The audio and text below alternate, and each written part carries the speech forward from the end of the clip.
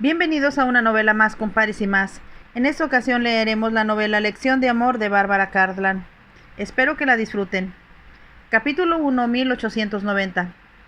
No quiero ser grosera, dijo la flamante condesa de Berrington, pero me parece que como solo tengo 35 años, no sería apropiado que yo le sirviera de dama de compañía a una jovencita. Miró a su sobrina política en forma casi desafiante, pero ambas sabían que Lady Berrington cumpliría muy pronto los 40. No tienes por qué preocuparte, tía Kitty, contestó Marisa. No tengo la menor intención de lanzarme al mundo social. Lo intenté una vez y te aseguro que fue la experiencia más desagradable de toda mi vida. Tonterías, exclamó Lady Berrington. Debes haber disfrutado de tu primera temporada en Londres. Detesté cada minuto de ella, contestó Marisa casi con pasión. La prima Octavia, es cierto, hizo lo mejor que pudo por mí. Me llevó a baile tras baile a Hurlingham, a Henley y a Ranelagh. Me senté en el palco real en Ascot y fui presentada a la reina en el palacio de Buckingham. Se detuvo y sus ojos brillaron intensamente. Su Majestad me miró por encima de la nariz y mi reverencia fue tan torpe que estuve a punto de rodar a sus pies. Tenía solo 17 años entonces, dijo Lady Berrington. Ahora sí disfrutarías de Londres. La única dificultad es encontrarte una dama de compañía. Ya te he dicho, protestó Marisa, que no tengo la menor intención ni deseo de venir a Londres, pero necesito tu ayuda. ¿Mi ayuda?, preguntó Lady Berrington con asombro y elevó las cejas. Aquel era, como bien sabía, uno de sus amaneramientos más atractivos que admiraban los apuestos jóvenes que frecuentaban su casa. Estos eran admitidos en su hogar sin que su bonachón marido le hiciera la menor protesta. Necesito tu ayuda, tía Kitty, explicó Marisa, porque intento convertirme en institutriz. La condesa de Berrington no se habría sentido más asombrada si una bomba hubiera explotado en la habitación. ¿Pero por qué? ¿Cuál es el motivo? Sorprendida, observó que su sobrina miraba por encima del hombro para asegurarse de que nadie la escuchara. Si te confío un secreto, tía Kitty, ¿me juras no decírselo al tío George ni a nadie? Sí, desde luego, contestó Lady Berrington, pero no puedo imaginarme cuál puede ser ese secreto. Estoy escribiendo un libro, dijo Marisa. ¿Un libro? De nuevo las lindas cejas oscuras se elevaron asombradas. ¿Quieres decir una novela? No, claro que no, contestó Marisa con firmeza.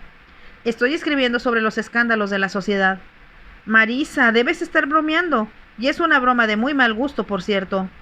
No, hablo en serio. El señor Charles Bradlock, antes de convertirse en el miembro del Parlamento, preparó un panfleto titulado Acusación contra la Casa de Brunswick. A papá le divirtió mucho, pero me pareció que estaba escrito en una forma demasiado pomposa para causar verdadera impresión. ¿Qué quieres decir con eso?, preguntó Lady Berrington. Quiero decir que voy a escribir un libro divertido, escandaloso, lleno de chismes, que todos leerán y que mostrará a la alta sociedad tal como es. ¿Y cómo es la alta sociedad?, preguntó Lady Berrington divertida. En mi opinión, es un invernadero donde se cultivan la inmoralidad, la extravagancia y la irresponsabilidad. La condesa echó atrás la cabeza riendo, pero al mismo tiempo sus ojos se llenaron de inquietud. Debes estar jugando una broma, Marisa. No puedo pensar ni por un momento de que seas capaz de hacer algo tan escandaloso, tan bien calculado para alterar a tu tío George y a mí. Me incomodaste al oírte hablar de esa manera. No digamos que llegues a escribir ese libro. Hablo muy en serio, pero te prometo, tía Kitty, que ni tú ni mi tío George se verán involucrados. Naturalmente escribiré el libro con un nombre ficticio. Eso ya es algo, desde luego, dijo la condesa. Pero de todos modos, la idea es completamente ridícula. ¿Qué sabes tú sobre la sociedad? Si estás interesada, te lo diré, contestó Marisa. Cuando estaba revisando los papeles de la familia, descubrí los diarios de la tía abuela Augusta. ¿Quién era ella?, preguntó Lady Berrington, arrugando su blanca frente. Vivió hace 100 años, cuando el príncipe de Gales, quien fue después el rey Jorge IV, provocaba un escándalo tras otro.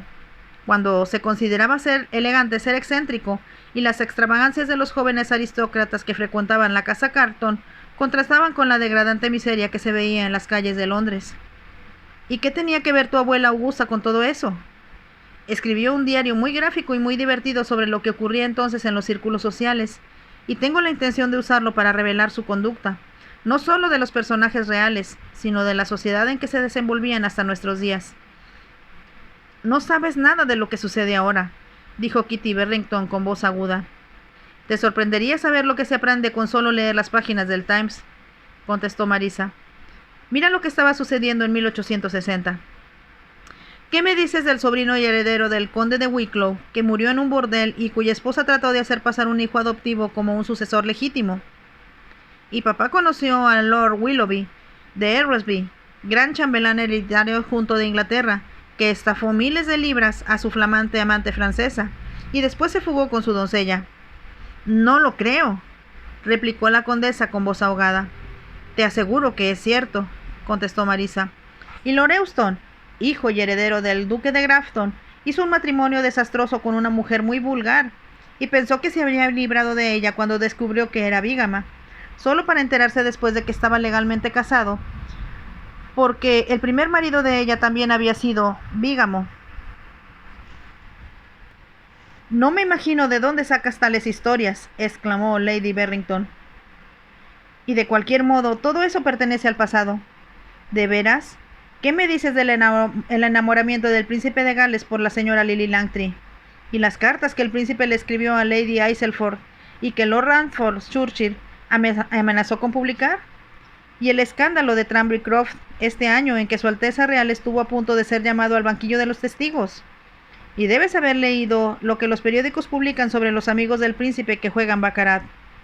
¿Quieres callarte?, empezó a decir Lady Berrington. Y nadie debe conocer mejor que tú, tía Kitty, continuó Marisa implacable, las habladurías que corren acerca de la pasión de Su Alteza Real por la fascinante Lady Brock. No voy a escuchar nada más, gritó Lady Berrington furiosa.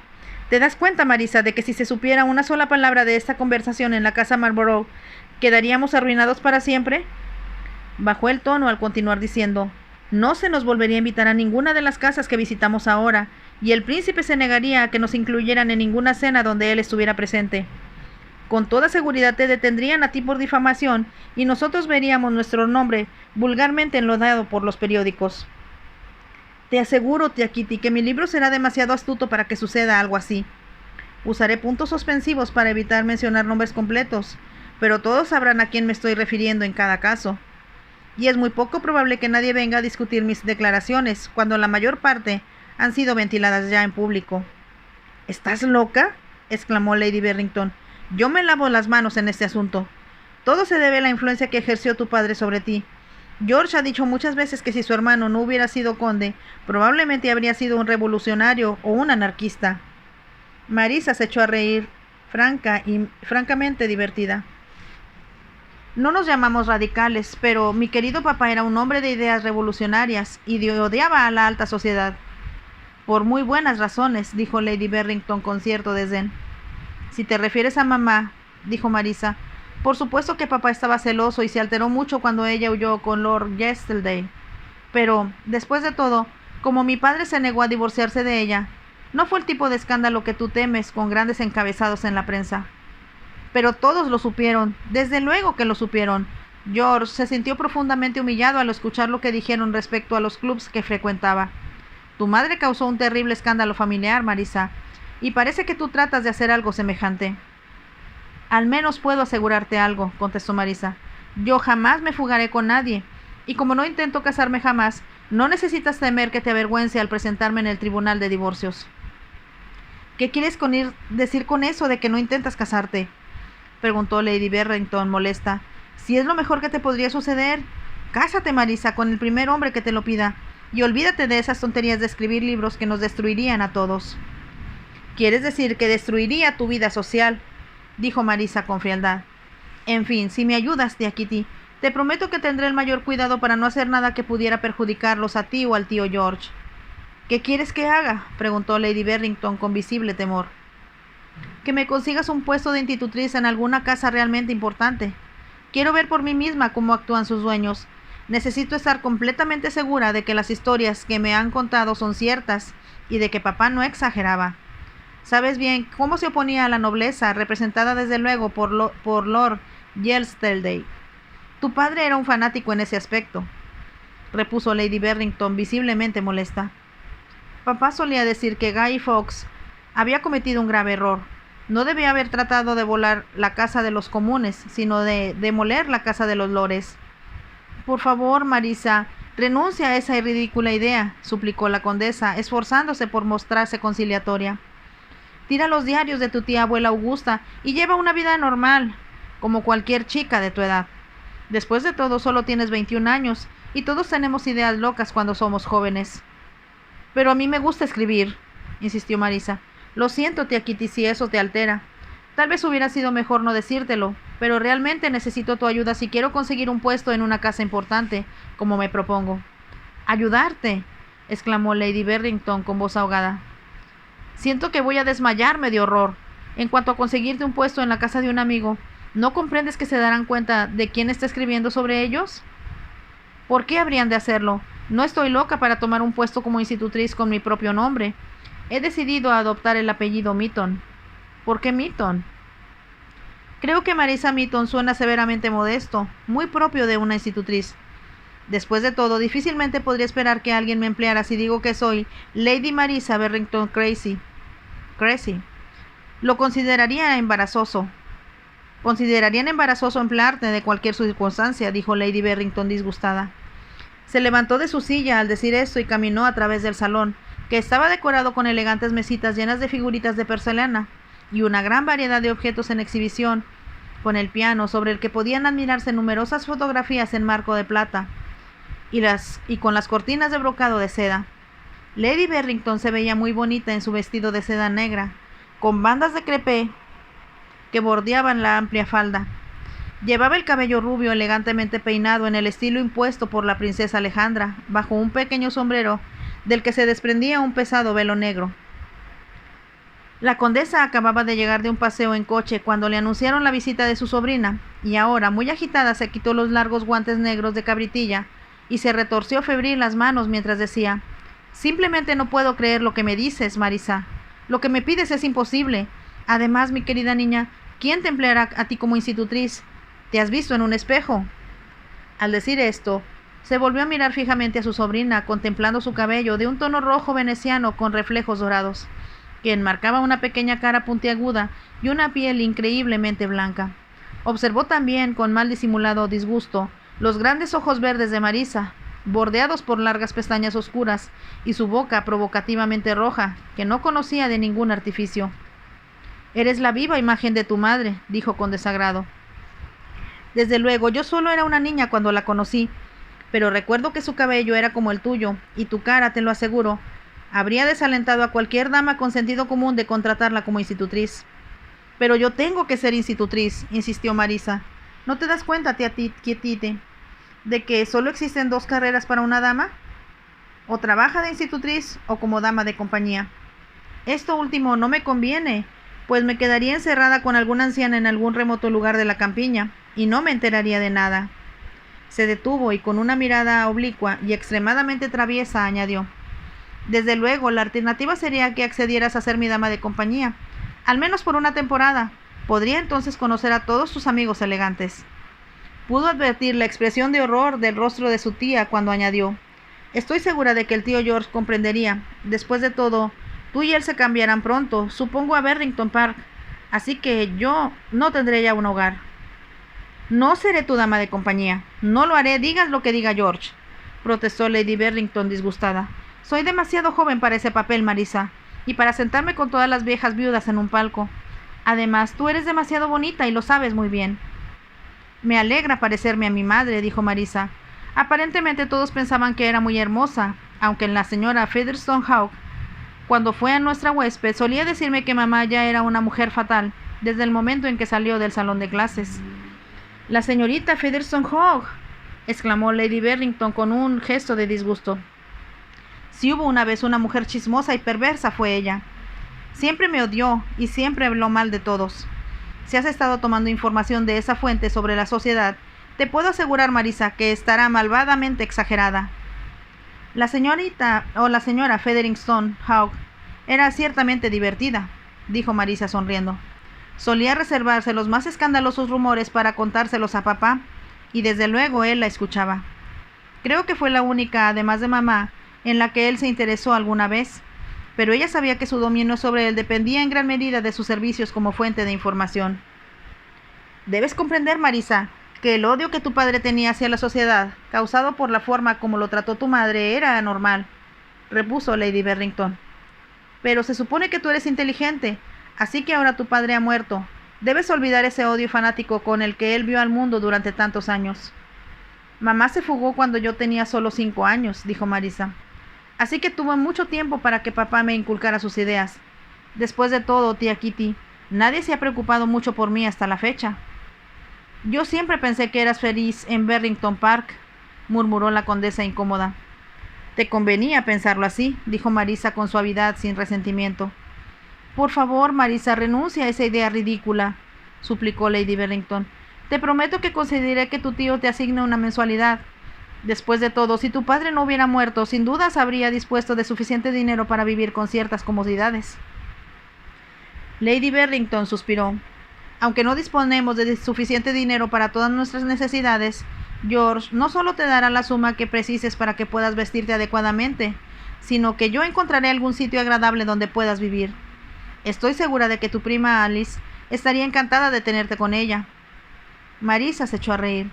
Si te imaginas, tía Kitty, que querría vivir en ese mausoleo en Bragton y pasarme el resto de mi vida sacando a pasear al perro de la prima Alice, te equivocas. No, ya decidí lo que voy a hacer. Y si quieres que sea discreta y que en ningún modo perturbe al elegante y exclusivo círculo en que te mueves, entonces debes ayudarme. Eso es chantaje, Marisa. Algo a lo que la mayor parte de la gente recurre cuando quiere salirse con la suya, replicó Marisa.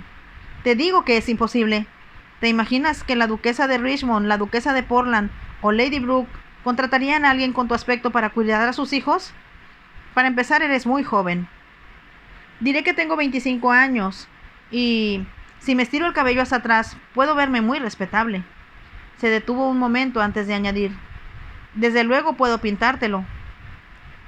No seas absurda, exclamó Lady Barrington. El cabello teñido siempre tiene un aspecto artificial, y eso haría que te vieras más peculiar aún que lo que te ves ahora. Puedes amenazarme cuanto quieras, Marisa, pero te he dicho que no hay nadie. Se detuvo de pronto. Tengo una idea, dijo, pero no, es imposible. ¿Por qué es imposible? Porque no eres la persona adecuada para ser la institutriz de ninguna criatura. Ni siquiera la hija de Valerius, quien creo que está medio loca. —Valerius —contestó Marisa con voz extraña—. ¿Te refieres al duque de Milberry? Por supuesto. Fuimos invitados al castillo de Box hace 2 semanas y alguien me dijo, no recuerdo quién, que la niña es incontrolable. Solo tiene 9 o 10 años y ha tenido docenas de institutrices. Ninguna de ellas ha durado mucho. —¿Qué le pasó a la duquesa? —preguntó Marisa. —Murió —contestó la condesa. Era una extraña criatura neurótica y falleció al nacer la niña. No existía la menor posibilidad de que Valerius y ella se hubieran entendido jamás. Entonces, ¿por qué se casaron? Oh, es una larga historia. El duque se enamoró al convertirse en hombre de la hermosa y dictatorial condesa de Grey. Obviamente, él no podía casarse con ella porque era casada, y se murmuró que fue muy cruel con él, ya que estaba enamorada de un hombre mayor que el duque, que era entonces muy joven entonces. Desde luego, de un hombre que no era su marido, dijo Marisa con sarcasmo. Por supuesto que no. Tengo entendido que por despecho el duque cayó en una trampa que le tendieron y que lo obligó a proponerle matrimonio a la hija del marqués de Dorset, una criatura histérica que lo detestaba tanto como él a ella. Bajó la voz. Todos oímos hablar de sus riñas y peleas. Ella solía levantarse de la mesa a mitad de alguna cena y marcharse furiosa porque él había dicho algo que no le gustaba. De cualquier modo, cuando murió, fue un gran alivio para todos. Pero parece que la niña es igual a ella. Pero, ¿tú que has estado en Box, no la has visto? Preguntó Marisa. Valerius nunca la mencionó en mi presencia, contestó la condesa. Y yo te aseguro, Marisa, que tengo cosas más interesantes que hacer que entrar en la sección de niños de una casa ajena. Ya tengo problemas con mis propios hijos. ¿Y si me recomendaras al duque como la institutriz adecuada para su hija? Por supuesto que no le escribiría a él, dijo Lady Barrington con brusquedad. Todos los arreglos de su casa se hacen con una tal señorita Wishman, que es su secretaria, y ha estado en Box desde hace mucho tiempo. Trabajó por años con la madre del duque. Entonces escríbele a ella. Después de todo, no tienes nada que perder. Si ellos han tenido tantos problemas con las institutrices, probablemente les gustará tener a una persona sensata para variar. —¿Sensata tú? —exclamó Lady Barrington. Si te juzgas sensata, debes ser ciega, sorda y tonta. Pero si logro que te acepten, te darás cuenta de lo terrible que es lidiar con los hijos de otra persona. ¿De verdad escribirás y me recomendarás?, preguntó Marisa. Escribiré, y te servirá de mucho, contestó Lady Berrington con voz desagradable. Entonces hazlo ahora. Temo que cambies de opinión en cuanto yo haya ido. Marisa, eres la chica más exasperante que he conocido en toda mi vida. Todo lo que puedo pedir es que el libro que estás escribiendo revele un poco más de paciencia y comprensión que las que en realidad posees. La condesa se detuvo y miró pensativamente a su sobrina. ¿Por qué te muestras tan hostil con el mundo social?, preguntó. Puedo comprender la actitud de tu padre. Después de todo, ningún hombre le gusta parecer como un tonto, porque su esposa ha decidido que otro hombre es más atractivo que él. Pero tú nunca has tenido oportunidad de que te destrocen el corazón. Entonces, ¿qué es lo que te hace tener esa actitud ante la vida? No creo que lo comprendería si te lo dijera, contestó Marisa evasivamente. Escribe esa tarde, tía Kitty, y entonces desapareceré. No quiero que tío George me encuentre aquí y comience a hacerme preguntas acerca de lo que voy a hacer con mi vida. Sonrió. Te sugiero que le digas que me he ido a pasar una temporada con unos amigos al norte de Inglaterra, si tomara la molestia de preguntar, cosa que ponga en duda. Tu tío George siempre te ha querido mucho, dijo Lady Berrington con absoluta falta de convicción. Se sentó ante el escritorio. ¿Qué cualidades diré que posees?, preguntó. Supongo que tienes algunas. Hablo francés e italiano, además leo latín y toco el piano. No creo que una criatura de 9 años necesite saber más de eso. Siempre he dicho que es un error educar a las niñas, dijo Lady Berrington con brusquedad, pero puedo asegurarte que las mías aprenderán tan poco como sea posible. Si hay algo que un hombre evita a cualquier precio, es una mujer lista. Como yo deseo que los hombres me eviten, me parece muy bien, dijo Marisa. Su tía la miró de pie junto a la ventana. La luz del sol brillaba sobre su hermoso cabello rojo, bajo un sombrero negro poco elegante. Sus ojos se veían enormes en su rostro pálido, pero su vestido era de sarga corriente y muy mal hecho. Fue tal vez un cierto remordimiento lo que hizo a Lady Berrington decir: necesitarás ropa si vas a Box. Aunque solo vayas a ser la institutriz, tendrás que acompañar a la niña cuando baje al comedor. De cualquier modo, te aconsejo que no sigas usando ropa negra. Pensé que sería muy apropiado, aunque papá siempre decía que el luto era una costumbre pagana que debía desecharse. Con tu cabello y con tu piel, el negro resulta demasiado sensacional, dijo Lady Berrington. Yo tendré que usarlo desde luego, cuando menos unos 9 meses. George insistirá en eso. Pero nada puede ser más molesto para mí, ya que acabo de comprar varios vestidos muy atractivos que habrán pasado de moda cuando pueda usarlos. Así que será mejor que te los regale, Marisa. Somos más o menos de la misma talla. El rostro de Marisa se iluminó con una sonrisa. ¿Lo dices en serio, tía Kitty? Te lo voy a agradecer muchísimo. Aparte de que no tengo dinero para gastar en ropa, detesto permanecer horas de pie mientras me prueban los vestidos y prenden con alfileres. Tu problema, Marisa, dijo su tía, es que no tienes atributos femeninos. A las mujeres les gusta la ropa, les gusta ir a bailes y a fiestas, anhelan casarse y no piensan en escribir libros. ¿Puede un leopardo cambiar sus manchas?, preguntó Marisa riendo. Mi carácter ya está formado, tía Kitty. Y si mi padre me educó así, los parientes no tienen nada que ver en el asunto. ¿Sabes que cuando mi papá murió el mes pasado, hacía más de 2 años que ninguno de sus familiares se había comunicado con él? ¿Y de quién era la culpa? Le escribíamos a tu padre, pero o no nos contestaba o lo hacía en forma muy poco amable. De cualquier modo, creo que él con frecuencia se sentía muy solo. Hubiera querido ver a su hermano y le habría gustado que alguien lo tomara en cuenta aparte de mí. Ya es demasiado tarde, dijo Lady Berrington con ligereza. Aquí está la carta, Marisa, y Dios nos proteja si me fallas. No lo haré, te lo prometo, dijo Marisa. Y a propósito, creo que la buena institutriz. Hasta es posible que logre meter algunos conocimientos en la cabecita de la pobre niña a quien nadie parece querer. Yo no te dije tal cosa, exclamó Lady Berrington. Solo quise señalar que el duque nunca la menciona. Es posible desde luego que quiera mucho a la criatura. Es difícil saberlo. Siempre está con el príncipe y debo decir que su Alteza Real quiere mucho a los niños. Como sabes, Emily es su ahijada. Lady Berrington tomó una fotografía del piano y se la mostró a Marisa. Esta es una foto de Emily, dijo. Fíjate qué linda se está poniendo. Marisa contempló la fotografía estereotipada de una niña que miraba a la cámara, obviamente vestida de gala. Se preguntó si era imaginación suya encontrarle cierto parecido con el heredero del trono. Tenía los ojos ligeramente saltones y una boca de labios gruesos. Recordaba que 5 años antes su padre había dicho algunas cosas despreciativas sobre las atenciones del príncipe de Gales hacia su atractiva cuñada.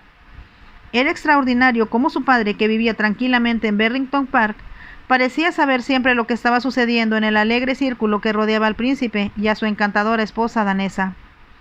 Lady Berrington selló la carta, le puso las estampillas necesarias y se la entregó a Marisa. «Llévala al correo tú misma», dijo, «y así sabrás que he cumplido mi palabra». Marisa miró el gran sobre blanco dirigido a la señorita Wishman, al cuidado de su señoría el duque de Milverley, Castillo de Box, Kent. «¿Me harás saberlo en cuanto recibas una respuesta?», preguntó. «¿Vas a volver a Berrington?», preguntó la condesa. «No tengo deseos de quedarme en Londres. Esperaré hasta oír noticias tuyas, y entonces vendré a recoger los vestidos que me has prometido».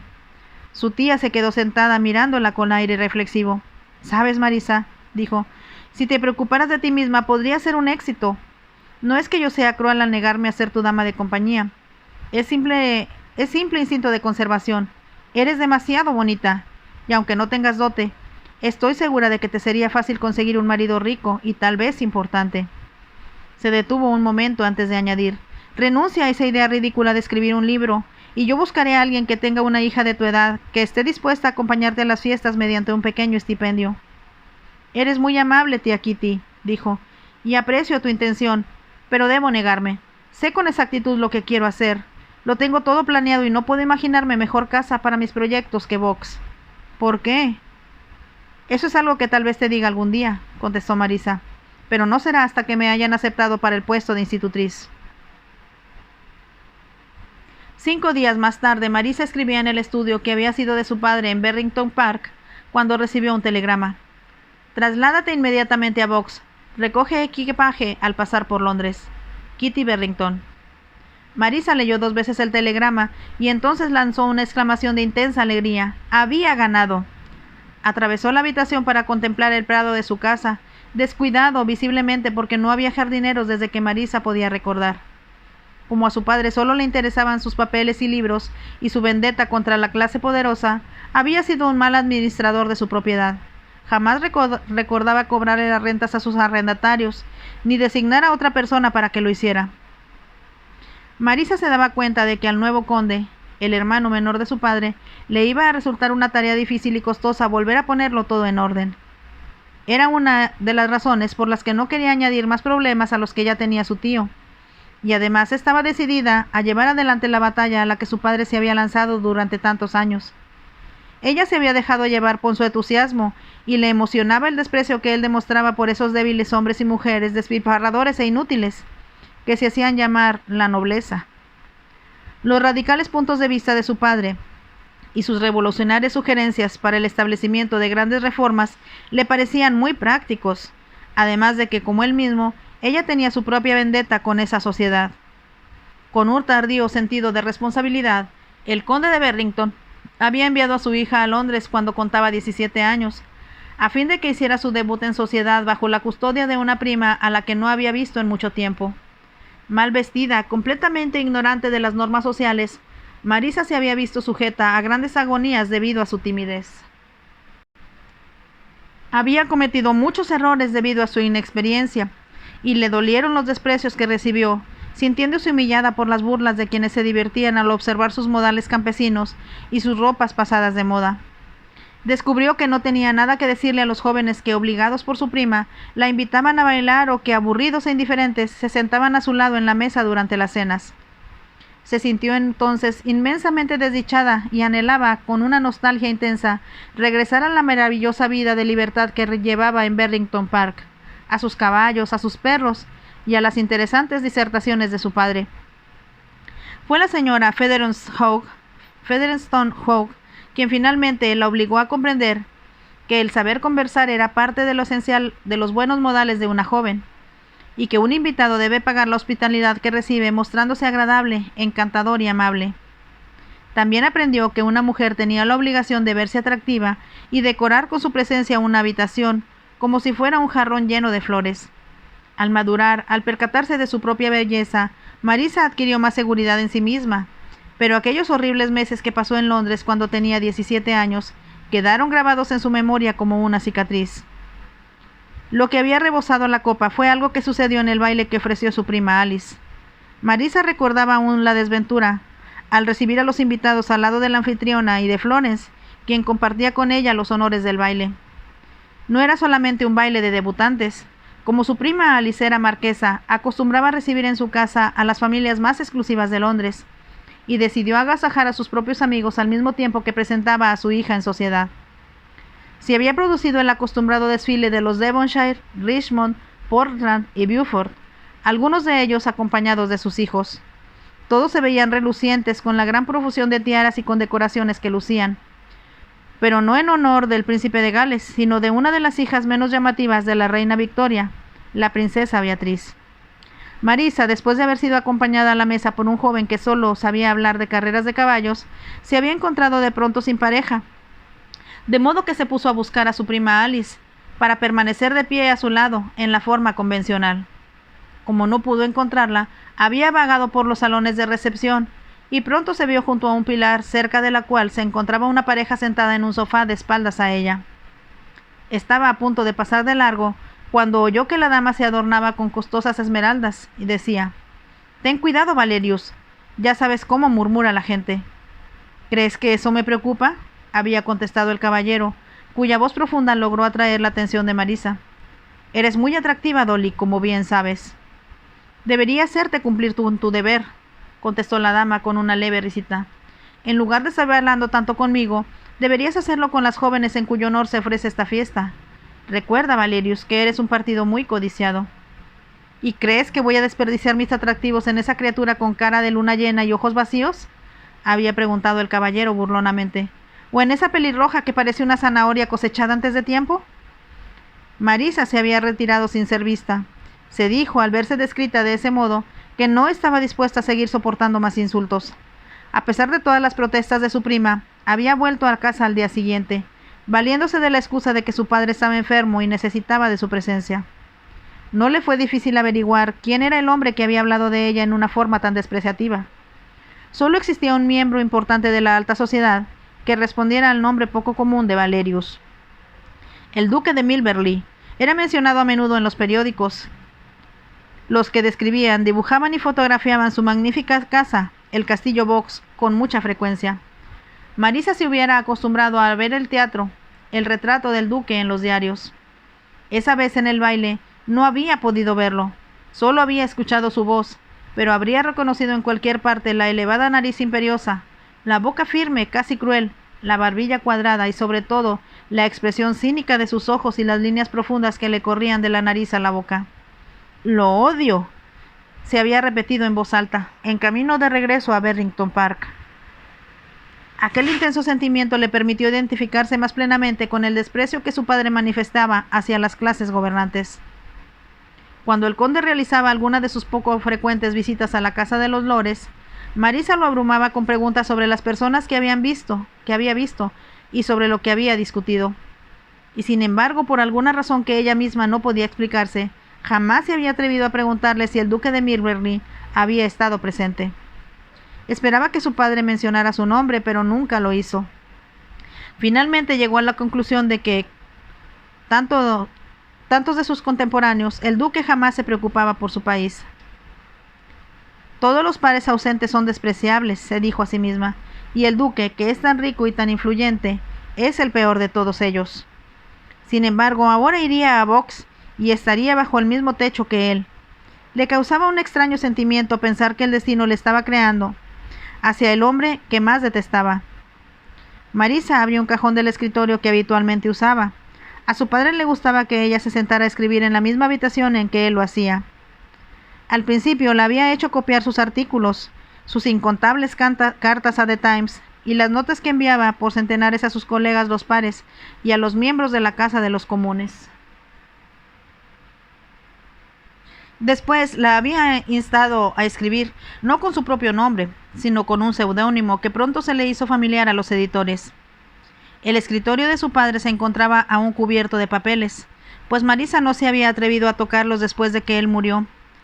Pero su propio escritorio estaba limpio y ordenado. Metió la mano hasta el fondo del cajón y sacó 2 cartas. Se quedó sentada mirándolas. Los sobres habían sido rotulados apresuradamente con torpes rasgos y la tinta se había corrido un poco. Los miró un momento pensativa. Entonces, muy lentamente, sin sacar las cartas que contenían, rompió los sobres. Los destrozó en 1000 pedazos hasta convertirlos en diminutos fragmentos, arrojándolos después al cesto de papeles. Este era el fin de algo que una vez atesoró, de la ternura que llegó a sentir por un hombre, para quien ella no había sido sino una atractiva vecina, a quien nunca tomó en serio. Por un instante Marisa lamentó haber destruido los únicos recuerdos que conservaba de él. El hombre había llegado una vez a ver a su padre acerca de un potro que tenía que comprar. Era alto y apuesto, y a los ojos de aquella chica hambrienta de compañía masculina, semejaba al entrar en el dilapidado vestíbulo de la casa, algo semejante a un dios griego. Mucho gusto en conocerla, había dicho él. Soy Harry Huntington. Me han dicho que Lord Berrington tiene un potro en venta. Estoy apenas empezando a llenar las caballerizas de una propiedad que acabo de comprar a unos 16 kilómetros de aquí. Pasamos al estudio, señor Huntington, había sugerido ella. En realidad, dijo él sonriendo, soy Sir Harold Huntington, ya que vamos a ser tan formales. Lo siento, se había apresurado a decir ella. No debe decir eso. Estoy encantado de que me llame como quiera, y si el potro es tan atractivo como usted, voy a desear comprarlo a cualquier precio. El corazón de ella pareció dejar de latir cuando lo mitó. Venga y muéstreme el caballo antes de ponerme de acuerdo con su padre, había sugerido Harry Huntington, y desde luego ella aceptó. Ahora pensaba que era casi risible que aquel incidente hubiera cambiado por completo su actitud hacia los hombres. Sin embargo, comprendía, si quería ser sincera consigo misma, que no habían sido solo sus sentimientos hacia Harry los responsables de que cambiara su decisión de no casarse nunca. En realidad estaba decidida a no correr el riesgo de portarse como su madre lo había hecho, y huir con un hombre dejando detrás de sí una criatura olvidada y no deseada. Aquel fue el preludio de numerosas visitas. Sir Huntington quiso ver primero al potro, luego a la yegua que lo había parido, a continuación al caballo que lo engendró, y siempre insistía en que Marisa fuera quien se los enseñara. La había colmado de cumplidos, galanteándola con la habilidad de un hombre de mundo, capaz de lograr que la mujer a quien se dirigiese se sintiera el ser más importante de su vida. Después de una semana, Marisa comenzó a enamorarse. En una ocasión, él la invitó a que se encontraran en las primeras horas de la mañana y cabalgaron por los alrededores. Él no se percataba de que él solo la veía como una niña. Ella no se percataba de que él solo la veía como una linda chiquilla, y que lo divertía, aunque como era un caballero, no tomaba ventaja de la situación. Después de 3 semanas de éxtasis, Marisa supo que él era casado y que su esposa, que había ido a visitar a sus familiares, regresaría a casa al día siguiente. Cuando Harry Huntington le había dicho que no podían continuar cabalgando juntos porque su esposa se pondría celosa, Marisa sintió como si le hubieran clavado una daga en el pecho. Llegó a su casa enceguecida por el llanto y enfermó gravemente durante 3 días, después de lo cual ahuyentó de su alma con firme decisión el recuerdo de Sir Harry. Pero no había tenido valor para destruir las únicas 2 cartas que él le había escrito, simples mensajes pidiéndole que se encontraran en determinado lugar de la propiedad. Eso era cuanto le había quedado de él.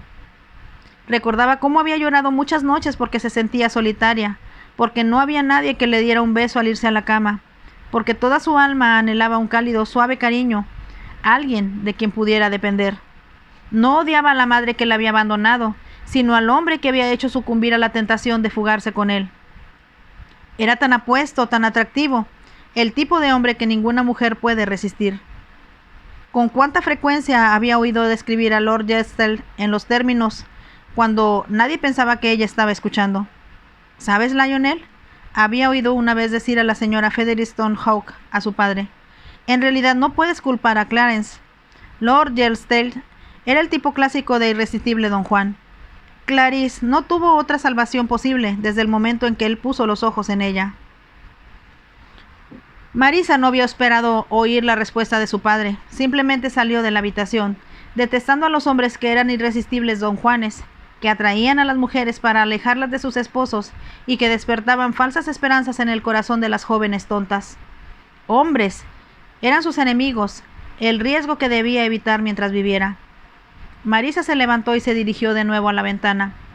Mañana se marcharía hacia Box. Había luchado tanto para salirse con la suya, Pero ahora que había conseguido lo que quería, sentía un extraño temor de lanzarse a lo desconocido. Entonces vio con los ojos de su mente el rostro cínico del duque. Le daré una lección, se dijo. Haré que aparezca en mi libro, lo retrataré de una forma tan vívida, que la gente lo verá tal como es. Haré de él un hazmerreír de todos. Lograré que, aun los que ahora lo adulan, se horroricen y se sientan asqueados de él. Se echó a reír. Esa sería su venganza, el libro que tiraría de las orejas a la alta sociedad. Solo el pensar en su futuro éxito la hizo sentirse fuerte y la convenció de que no había por qué tener miedo. Fin de este capítulo 1 que, como vemos, ya va pintando muy bien. Si les gustó, déjenme su like y nos vemos en el siguiente capítulo. Bye.